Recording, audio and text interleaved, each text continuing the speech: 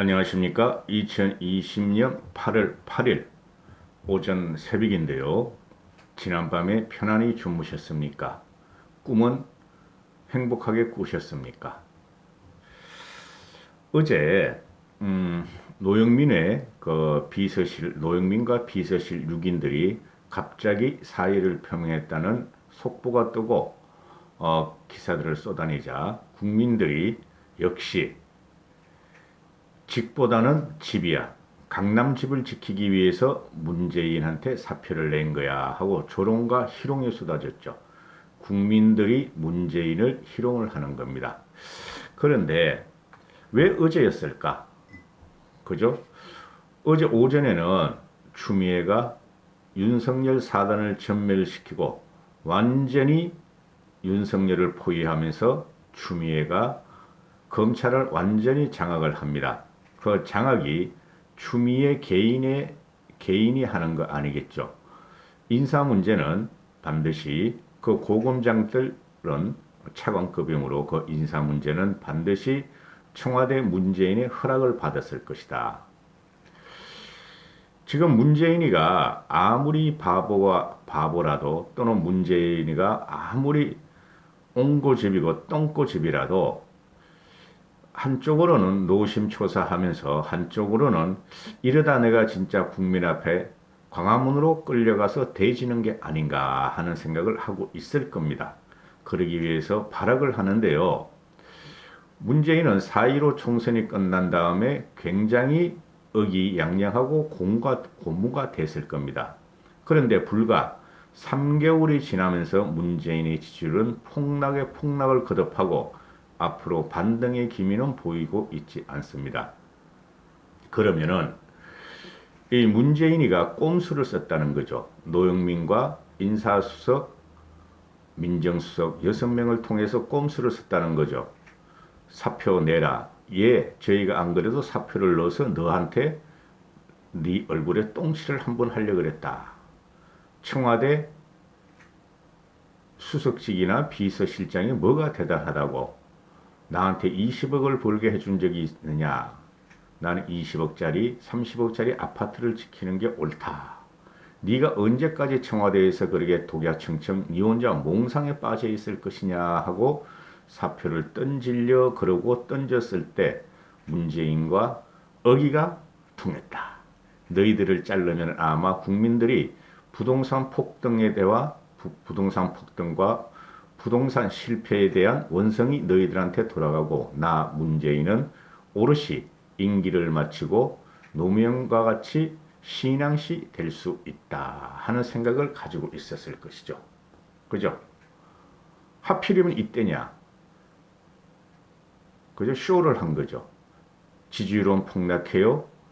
추미애 칼춤과 미친 추마춤은 언제 끝날 줄은 모르고 그죠? 한상혁이라는 애가 드디어 권은유착이라는 희대의 방송 날조 운동의 주모자로 떠오르기 시작한 때고, 그죠? 민주당 애들은 민주당 똘맹이들은 각자가 도대체가 상상할 수 없는 궤변을 쏟아내고 국민들을 조롱하고 있고, 이런 상태에서 너희가 희생을 하고 너희도 집을 지키고 나도 좀 살자 했는데 대실패 사기쇼로 돌아갔다. 이런 것이죠. 어제 같은 경우 정진석이가 하는 말이 있죠. 내가 알던 문재인이여 이점에서 멈춰라. 그래야 퇴임 후가 보장될 것이다 하고 그 점잖은 정진석이 한마디 하니까 또 민주당 박주민이나 민주당 꼴통들은 협박하는 거냐? 공갈하는 거냐? 또 달려들죠. 문재인은 아마 제명에 못 살 겁니다. 이 문재인이라는 작자는 이게 말이죠. 용량이 작아가지고 자진할 그런 용기도 없는 애예요. 문재인은 하는 짓 보면은 쫌팽이에요. 쫌팽이 소인이라고 소인배. 그러니까 노면을 따라가지도 않고 노이찬이를 따라갈 애가 아니에요. 창피한 걸 모르는 애예요. 문재인은. 그러니까 이 야권과 정치권이나 그 세상의 전문가들이 문재인의 정책을 변화시키지 않으면 반전하기 힘들다 하는데 꿈을 깨라 하는 것이죠. 문재인이 정책을 변화시키진 않아요. 왜 그러냐 하면은 자존감이 없어요. 문재인은 자존감도 없고 문재인은 깜냥이 안 돼요. 지 자신을 모르는데 응? 내가 나를 모르는데 네가 나를 알겠느냐 이렇게 되는 것이죠. 문재인이란 이 깜냥은. 그래서 지금 당장에 나오는 게 뭡니까?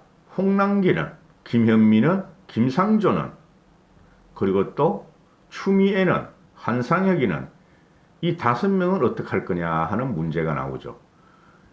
전국과 시국의 핵으로 등장한 게 이 5명이죠. 김현미와 홍남기를 보면은 저도 누누이 말씀을 드렸지만은 홍남기에는 절대 경제부총리를 하면 안 돼요.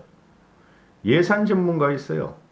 예산 전문가. 그러니까 경제를 갖다 거시적으로 볼 줄을 모르는 애가 경제부총리라고 해가지고 경제를 망쳐버리고 민생 자체를 다 파괴한 거예요. 그 예산 전문가니까 돈을 막 쓰면 되는 거야.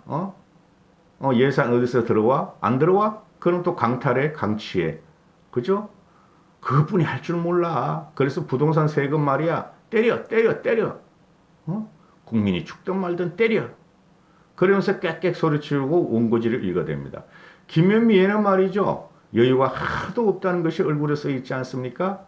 그리고 경제의 경자도 모르고 부동산의 부자도 모릅니다. 그렇죠? 그러면서 자기는 부동산 정책을 잘하고 잘 작동을 시키고 있다 그럽니다. 국민들이 염장을 지르는 것도 한두 번이지 어떻게 23번, 24번, 25번을 지른단 말입니까? 국민들은 소금에 절여져 가지고 도저히 말이죠. 살 수가 없고 푹푹 말이 소금에 절여 가지고 이제 힘도 없어요. 그냥 국민은 스스로 그냥 김현미나 홍남기나 김상조가 치는 소금에 의해서 국민들은 그냥 축축 처지고 이제 싸울 동력조차 잃어가고 있습니다. 김상조는 또 어떤 애인가? 생긴 꼬라지를 보십시오. 김현미하고 똑같죠? 마른 멸치 대가리. 이거는 말만 하면 하마요. 뭘 경제를 아는지 모르는지 도대체가 이해를 할 수 없는 말만 해대고 지가 경제 컨트롤 타워라 그럽니다. 물론 홍남기가 타워라고 지 스스로 그러지만 이건 여기저기 돌아다니면서 말이죠.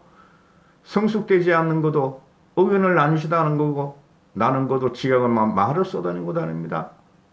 도대체 저런 게 한성대가 어디 있는지도 모르겠습니다. 저는 그런데 교수하다가 시민단체 하다가 우리나라 경제를 갖다가 쭉 물러오고 있습니다. 김수현이라는 놈도 그랬고 중국으로 도망한 장하성이라는 놈도 그랬습니다.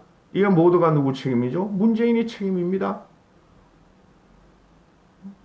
그리고 민주주의를 짓밟고 국가의 근본인 법을 흔들고 있고 검찰 조직을 파괴한 추미애 같은 이런 악녀 마녀와 같죠. 추미애 같은 경우는 국민을 위해서 국민을 향해서 소리 지르고 조롱하고 희롱되고 있습니다.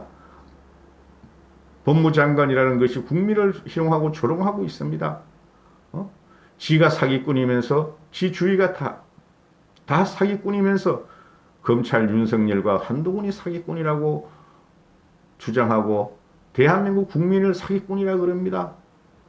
한상혁이라는 놈은 또 어떤 놈입니까? 생긴 꼬라지를 보십시오.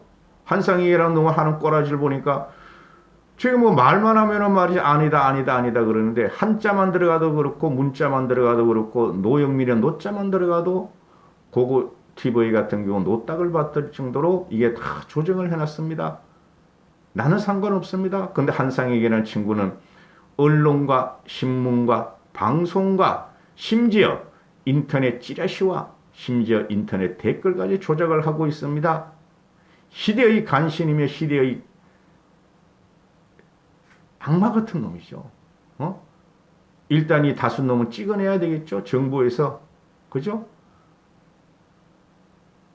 누가 찍어내느냐? 문재인은 얘네들을 갖다 끝까지 들어가려고 할 것입니다.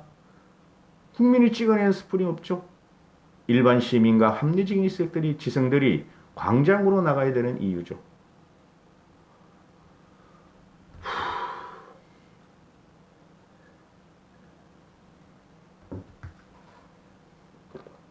징글징글합니다. 아침부터 징글징글합니다. 지금 얘네들은 1대 99, 0.1%대 99.9%의 싸움을 붙이고 있죠. 그죠?